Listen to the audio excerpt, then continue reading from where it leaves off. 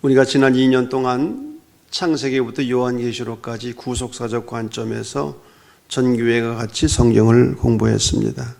성경을 통독하고 주중에 성경 공부를 하고 그리고 주일에는 신학적 설교를 하고 2년의 이 긴 기간을 함께 달려왔는데 여러분들도 은혜를 받으셨겠지만 저도 정말 은혜로운 시간이었습니다. 그리고 마지막 요한계시록 21장과 22장 결론 부분 새하늘과 새 땅, 새하늘과 새 땅은 저 죽어서 가는 천국이기 이전에 바로 지금 여기에서 이루어지는 하나님의 나라, 신구약 성서 전체의 핵심 주제, 그리고 마지막 결론. 그래서 하나님 나라에 관한 이 주제가 얼마나 소중한지 저는 새롭게 인식을 했어요. 그래서 2020년을 우리가 시작하면서 기도에 관한 설교뿐만 아니라 제가 이 주일 낮에는 하나님 나라에 관한 주제를 가지고 지금까지 계속 말씀을 나누고 있습니다. 마태복음 13장은 예수님의 유명한 천국 비유장입니다. 영어로 보면 천국은 The Kingdom of Heaven입니다. 하늘나라. 그런데 하늘나라라고 하는 이 표현보다 더 정확한 표현은 The Kingdom of God, 하나님 나라. 그러면 왜 유대인들은 하나님 나라라고 하지 않고 하늘나라라고 표현을 했는가? 그들은 하나님이라는 이 단어에 알레르기 반응을 가지고 있어요. 성경을 필사하다가도 하나님이라는 이름이 나오면 쓰던 붓을 내려놓고 새 붓으로 써야 되는 거예요. 그리고 하나님이라는 이름조차도 그들은 사용할 수 없었어요. 왜? 너무나 두려운 분이니까. 어떻게 감히 하나님의 이름을 불러요? 그래서 야훼라는 그런 표현 대신 아도나이, 주라고 하는 표현을 쓴 거예요. 이 마태복음은 마태가 유대인들을 대상으로 쓴 그런 성경이기 때문에 하나님이라는 표현을 안 쓴 거예요. 그래서 하나님 나라가 아니라 The Kingdom of Heaven, 하늘나라라고 하는 표현을 썼어요. 그러나 정확한 의미는 하나님 나라다. 여러분, 하늘나라 하면은 우리는 죽은 후에 가는 저 미래적인 세상을 생각하게 돼요. 그러나 하나님 나라 하면 현재적인 의미, here and now, 여기, 그리고 지금이 강조되고 있는 거예요. 왜? 하나님 나라는 하나님이 왕이 되셔서 하나님의 지배와 통치를 받는 것이기 때문에 하나님 나라는 지금 여기에서 시작해서 미래에 완성되는 거예요. 정확하게 말하면 하나님 나라는 예수님의 탄생으로 이미 시작이 되었고 현재 진행 중이고 예수님의 다시 오심으로 완성되어질 나라. 예수님이 재림하신다고 하는 것은 하나님의 나라가 완성된다는 의미인 거예요. 그러므로 그리스도인의 삶은 이미와 아직, already, 이미, 그러나 not yet, 아직은 아니에요. 이미와 아직 사이에 도상에 있는 거예요. 우리는 구원을 받았지만 우리의 구원은 아직 완성된 게 아니에요. 죽을 때까지 구원의 완성을 향하여 우리가 나아가는 것이죠. 지난주에 말씀을 나눈 씨 뿌리는 자의 비유, 주제는 하나님 나라입니다. 이 비유의 삶의 자리는 예수님이 전개하시는 하나님 나라 운동이 실패하는 것처럼 보였을 때, 예수님의 사역의 핵심이 하나님 나라인데 예수님이 전개하신 하나님 나라 운동이 실패처럼 보였어요. 그러나 농부가 씨를 뿌릴 때 4분의 3은 실패라는 거죠. 돌짝밭에 떨어지고 길가에 떨어지고 가시덤불에 떨어지고 이런 씨앗들은 열매를 맺을 수가 없어요. 그러나 그 중에 4분의 1인 좋은 땅에 떨어진 씨만 100배, 60배, 100배의 열매를 맺는다는 거예요. 하나님 나라 운동도 마찬가지. 우리가 하나님 나라를 위해서 헌신하고 일하고 수고하고 봉사할 때 실패처럼 보일 때가 있다는 거지. 그러나 실망하거나 포기해서는 안 된다는 거예요. 4분의 3은 실패할 수 있다는 거예요. 저는 이 말씀을 준비하면서 저도 위로를 받았어요. 목사가 주일날 설교할 때 다 은혜를 받습니까? 4분의 3은 실패해도 괜찮은 거야. 4분의 1만 은혜 받기를 바랍니다. 여러분들이 4분의 1이 되기를 바랍니다. 네. 아니 4분의 3은 실패할 수도 있어. 그래도 낙심하거나 실망하면 안 된다는 거예요. 중요한 것, 하나님 나라는 말씀과 함께 임한다는 거죠. 씨앗은 바로 말씀이라고 하는 거예요. 하나님 나라는 우리의 마음밭이 옥토가 되어서 이 말씀의 씨앗을 받아들일 때 내 마음에 하나님 나라가 이루어지는 거라는. 하나님의 나라는 여기 있다 저기 있다의 것이 아니라 너희 안에 있느니라. 여러분 우리의 마음에서부터 하나님 나라가 이루어지기를 간절히 바랍니다. 그리고 이 하나님 나라는 계속해서 성장해 나간다는 거예요. 겨자씨 비유가 말하는 건 무엇입니까? 겨자씨처럼 정말 작고 보잘것없는 씨앗이 큰 나무로 성장하듯이 하나님 나라 운동이 작고 미약해 보이지만 이것이 크게 성장해 나간다는 거죠. 오늘 우리가 읽은 곡식과 가라지의 비유의 주제도 하나님 나라입니다. 이 비유의 구체적인 핵심은 악과 고난이 존재하는 이 세상에서 하나님의 자녀들이 어떻게 건강하게 성장할 수 있을 것인가? 밭에 뿌려진 씨앗은 건강하게 성장을 해야 합니다. 왜? 그래야 자라니까. 그리고 열매를 맺으니까. 그런데 곡식이 건강하게 성장하는 것 절대로 쉬운 일이 아닙니다. 농사를 지어보신 분들은 알 겁니다. 농사는 부엌과의 전쟁이라고요? 농사는 무엇과의 전쟁입니까? 잡초와의 전쟁이에요. 아니 도대체가 씨앗은 심어도 이게 건강하게 자라기 쉽지 않은데 잡초는 뿌리지 않아도 나고 또 비료를 안 주고 이 영양분을 안 줘도 그렇게 잘 자라. 잡초는. 그리고 병충해. 자연재해는 말할 것도 없고요. 성도들의 신앙이 성장하는 데 있어서도 이게 쉬운 일이 아니라는 거예요. 왜? 성장을 방해하는 악의 요소들이 무수히 많다는 거예요. 사탄은 할 수만 있으면 성도들이 구원을 받지 못하도록 하고 구원을 받은 성도들이라 할지라도 성장하지 못하도록 하는 거예요. 심지어 타락하도록 하는 거예요. 오늘 비유의 내용은 제가 다시 반복해서 설명드리지 않겠습니다. 예수님은 오늘 36절부터 39절까지 이 비유를 자세하게 설명까지 해주셨어요. 좋은 씨를 뿌리는 이는 예수님이다. 밭은 세상이다. 좋은 씨는 천국의 아들들이다. 가라지는 악한 자의 아들들이다. 가라지를 심은 자는 원수 마귀다. 추수 때는 이 세상 끝이고 추수꾼은 천사들이다. 이 세상에서 예수님이 하셨던 가장 중요한 사역이 뭡니까? 하나님의 말씀으로 하나님의 자녀들을 만드시는 일.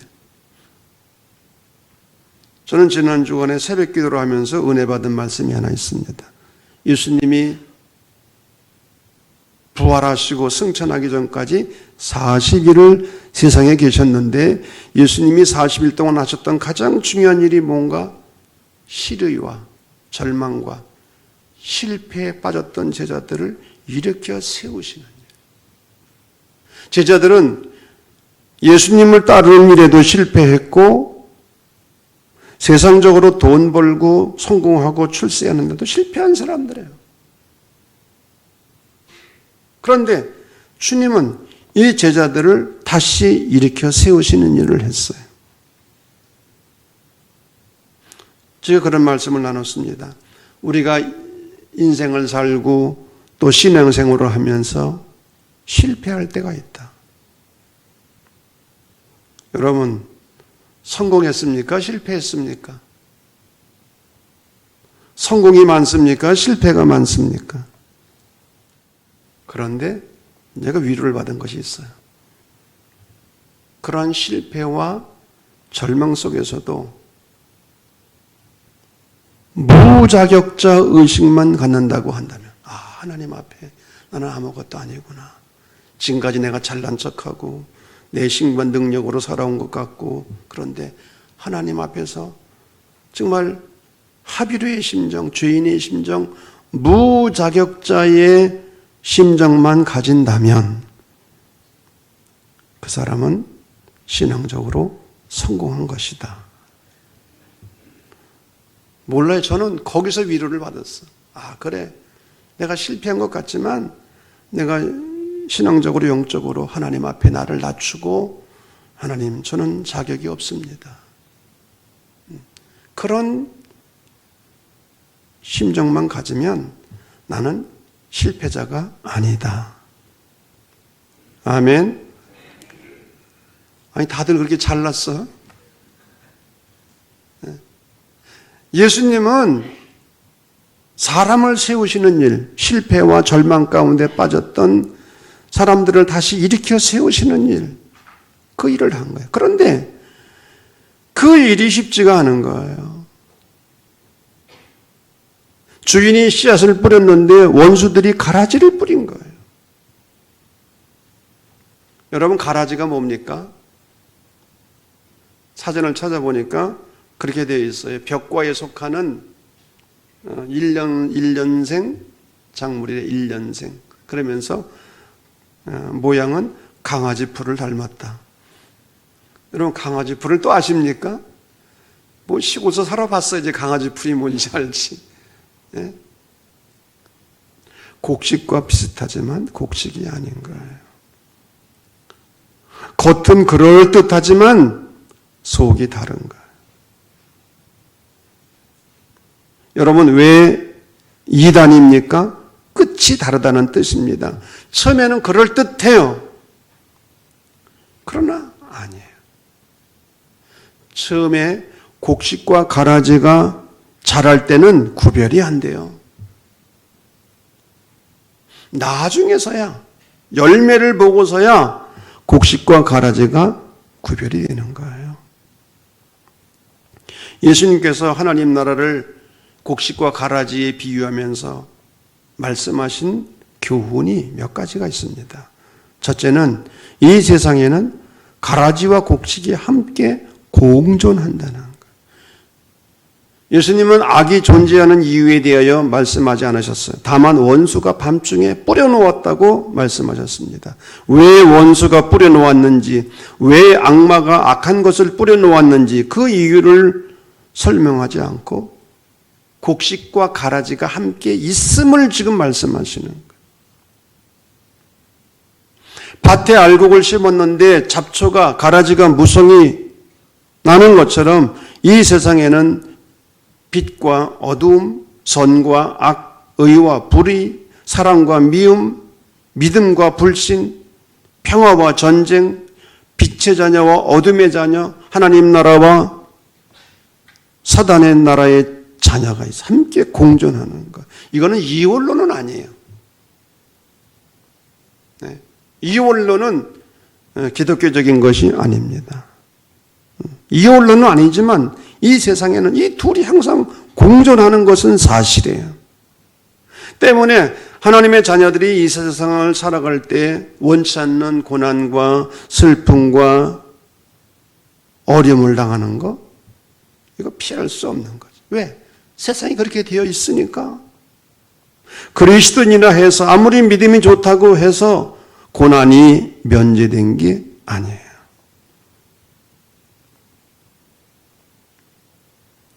심지어 교회 안에도 알곡 신자만 있는 게 아니라 가라지와 같은 신자도 공존한다는 거예요. 여러분, 교회는 결코 깨끗하고 거룩한 공동체가 아닙니다. 우리가 사도신경을 고백하면서 거룩한 공회, 홀리 캐톨릭 처치를 고백하지만 교회가 거룩합니까? 여러분이 그렇게 깨끗합니까? 우리가 거룩한 교회를 고백하지만 교회는 결코 거룩한 공동체가 아닙니다. 여러분, 환상을 버리세요. 그럼에도 불구하고 왜 우리는 교회를 거룩하다고 말하느냐? 우리가 거룩해서 거룩한 게 아니에요. 이 거룩함은 하나님의 은총의 거룩함인 거예요. 하나님의 은총 안에서 우리가 거룩하기 때문에 거룩한 교회라고 말하는 것이지 우리는 절대로 거룩하지 않다니까요. 교회 안에는 여전히 가라지와 같은 그런 성도들도 있어요.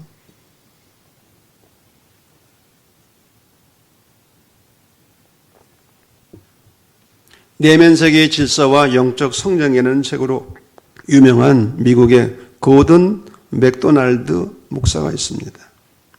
이분이 그의 책에서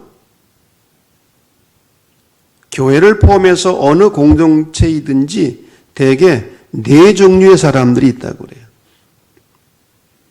한번 여러분 스스로 여러분 교회 안에서 이 네 종류 가운데 어떤 사람에 해당되는지 한번 스스로 판단해 보시기 바랍니다. 첫째, very important people, 매우 소중한 사람들.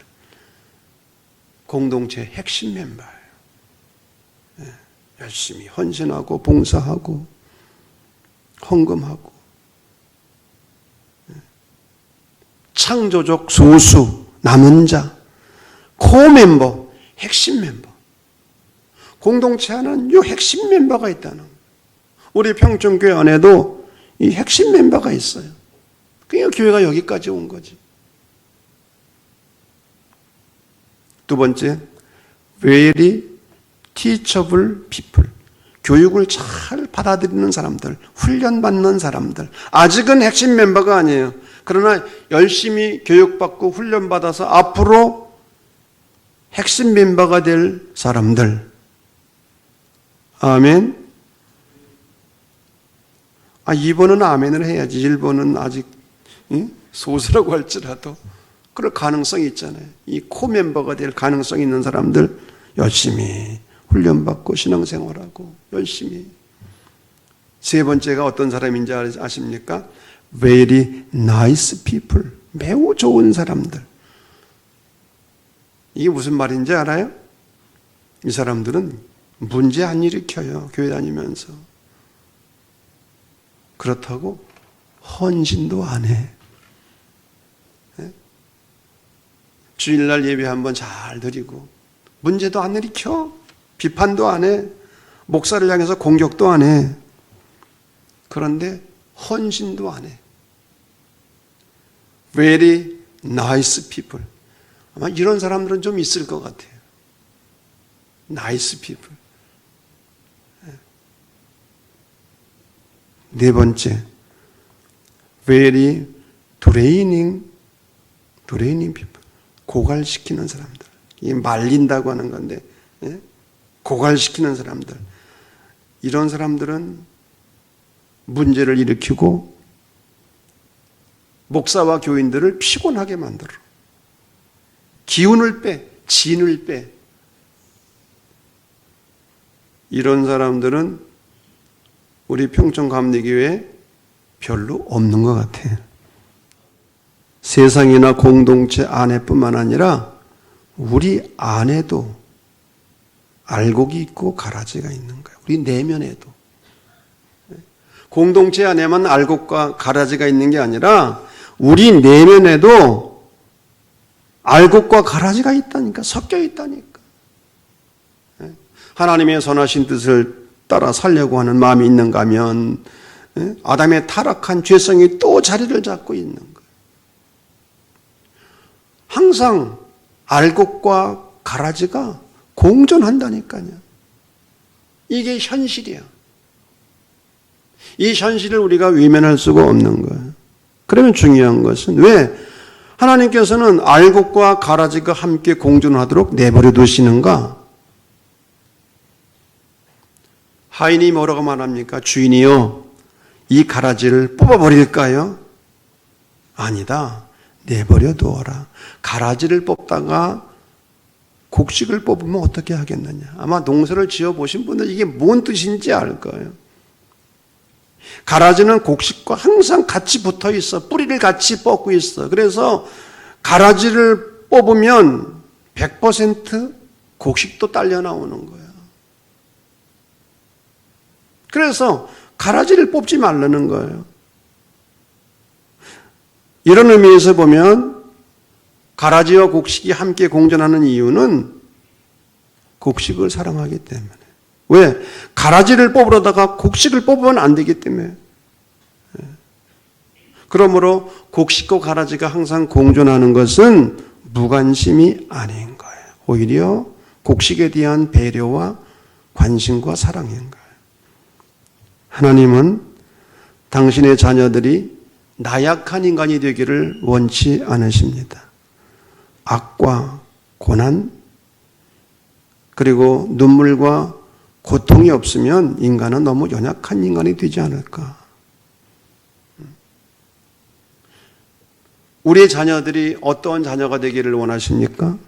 온실 안에 있는 나약한 꽃입니까? 들에서 비바람을 맞고도 꿋꿋이 서 있는 야생화가 되기를 원하십니까?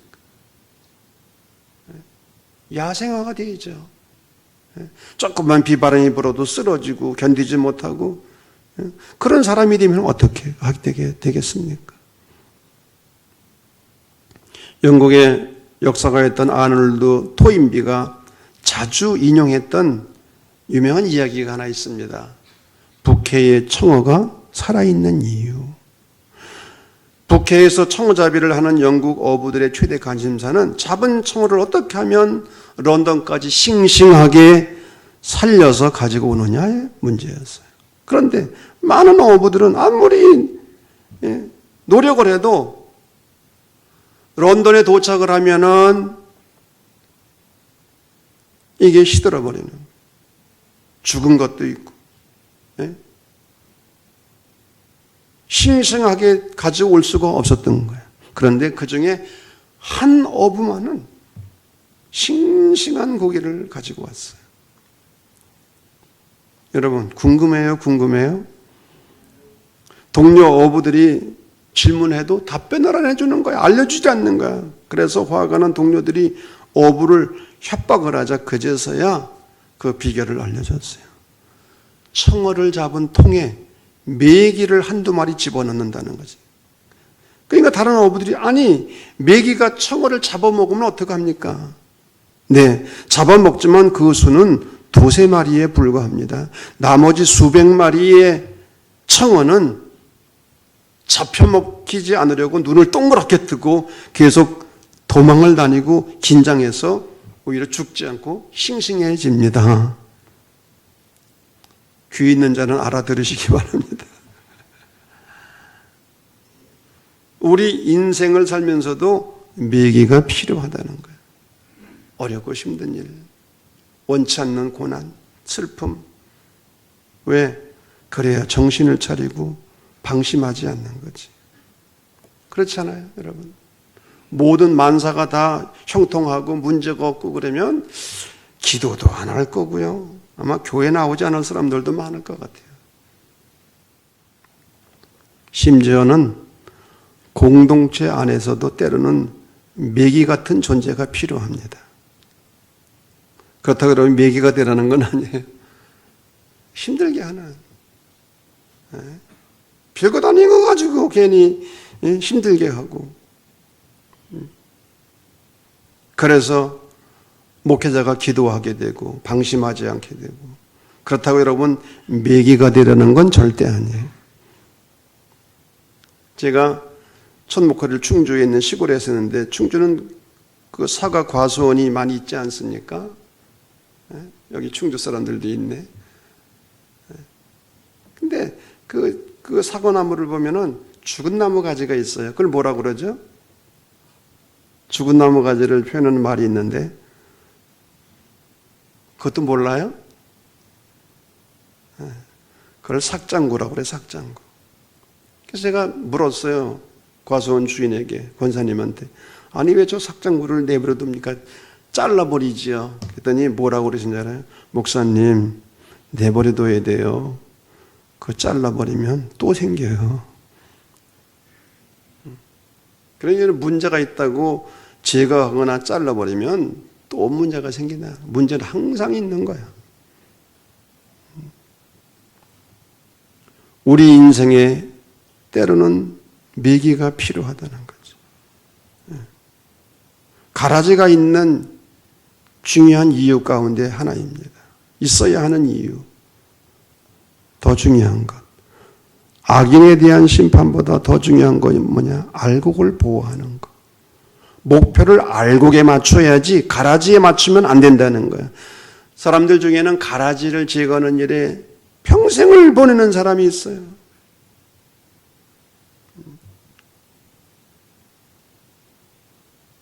어떻게 보면 한편 위대하지만 개인으로 보면 참 불행한 사람이에요. 밝은 쪽, 좋은 쪽을 보지 아니하고 그냥 나쁜 것만 바라보고 그 나쁜 것을 붙들고 평생을 사는 사람들. 여러분, 인생이나 사업도 마찬가지. 자기 단점을 없애려고 하기보다는 장점을 보호하고 키우기 위해서 노력을 해야지. 그러다 보면은 단점도 보강이 되고 나중에는 좋은 모습이 되는 것을 볼 수 있습니다.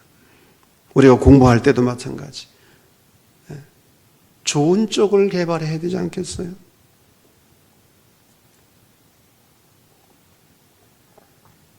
전 잘 모르는 가수인데 K-팝 가수 중에 노유민이라는 사람이 있습니다. TV는 사랑의 실코에 나와서 지나온 삶을 돌아보고 고등학교 한양공고 1학년 담임 선생님을 찾는 내용인데, 젊은 시절에 아버지가 사업에 실패해가지고 어머니가 가정이 어려우니까 음식점을 하면서 사는 거예요. 그냥 음식점이 집안이고, 그러니까 공부할 환경이 안 되는 거지. 가정 분위기가 나쁘니까 가출을 자주 하고 학교 결석도 하고 공부가 재미가 없어. 성적표를 보니까 다 양가. 다 양가야. 바닥 점수야. 그런데 그런 가운데서도 이 노유민 학생의 재능을 알아준 사람이 있었어요. 이게 고등학교 1학년 선생님. 노래하고 춤추는 일은 탁월한 거야. 학교 어디 놀러 가면은 그냥 나가가지고 노래하고 춤추고 학생들을 다 사로잡고. 고등학교 1학년 담임 선생님이 부모도 반대하고 인정해주지 않는 이 아이를 알아주고 인정해주고 격려해주고, 그래서 유명한 가수가 됐어. 그래 가수가 돼가지고 옛날 1학년 선생님을 찾는 그런. 잘하는 쪽을 밀어줘야죠. 여러분, 어떻게 다 잘할 수 있어요?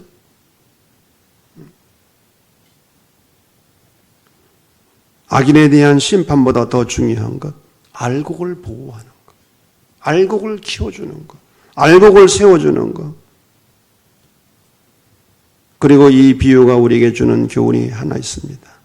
깨어있으라는 것. 왜? 잠잘 때 마귀가 밭에 가라지를 뿌렸다는 거지. 잠잘 때. 우리가 영혼이 잠잘 때 문제가 생기고 시험이 들고 유혹에 빠지고, 여러분 깨어있다는 것이 무엇입니까? 내 사명과 책임이 무엇인지를 잊지 않고 그것을 감당하는 거지. 우리의 사명, 우리의 책임, 그것을 잊지 않고 감당하는 거예요. 그리고 중요한 것은 반드시 추수할 날이 있다는 것. 가만 내버려 두어라. 반드시 추수할 때가 있다. 추수할 때면은 알곡과 가라지를 심판할 것이다. 알곡이 잡초 속에 묻히고 눌리면서도 씩씩하게 자랄 수 있는 것은 수수하는 날을 소망하기 때문에 하나님의 자녀들이 악한 현실 속에서도 담대하게 살아갈 수 있는 것은 의의 최후 승리를 믿기 때문에 알곡과 쭉정이 곡식과 가라지를 구분하고 가라지는 불에 곡식은 하나님의 창고에 들어갈 날이 반드시 온다는 것. 하나님의 심판은 죽어서만 있는 것이 아니라 현재에도 정한 시간, 정한 사람, 정한 장소, 정한 방법으로 계속되고 있다는 거예요. 우리 예수를 믿는 그리스도인들은 낙관론자가 되어야 돼요. 존 웨슬리 목사님의 표현에 의하면 은총 안에서의 낙관주의자들. 악이 득세하는 것 같지만 그것은 잠시고 바람에 날리는 겨처럼 덧 없음을 알아야 돼요. 그러므로 신앙인들은 결코 개인이나 역사의 어두움에 좌절하지 않는 것입니다. 잡초 속에서 알곡을 함께 자라게 하시는 주인의 의도는 참으로 놀랍습니다. 그것은 주인의 무관심이 아니라 깊은 관심과 사랑이기 때문에 잡초가 무성해서 괴롭고 고달프고 영적 싸움을 계속해야 하는 세상이지만 그 가운데서도 주님의 깊은 뜻을 헤아리고 알곡신앙을 가지고 끝까지 승리하는 이 놀라운 은혜가 우리 가운데 함께하기를 주님의 이름으로 간절히 축원합니다.